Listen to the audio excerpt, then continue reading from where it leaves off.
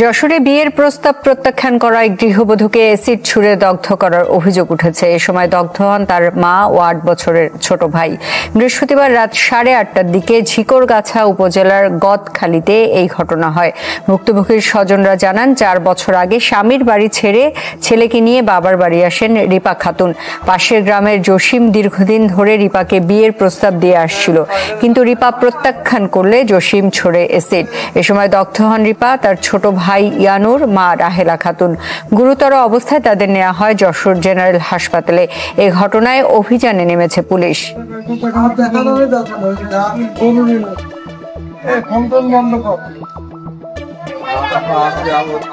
প্রায় মাসখানেক মতো এরকম ডিস্টার্ব করতে করতে ও নাকি একবার বলেছে, যদি আমার বিয়ে না করিস তাহলে আমি 1 সপ্তাহের মধ্যে তোদের অ্যাসিড মারবো।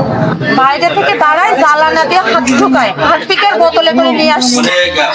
নিয়ে আসার পরে যখন ছিটকে মেরেছে, আমরা বেডে ছিলাম, খাটের পরেই ছিলাম। প্রথমে জ্বালানার পাশেই ছিল আমার ছোট ভাই, তার পাশে আমি, তার পাশে ছিল মা। যখন ধাক্কাটা দিয়েছে, প্রথমে বেশিরভাগ অংশটুকু আমার ছোট ভাইটার গায়ে পড়েছে।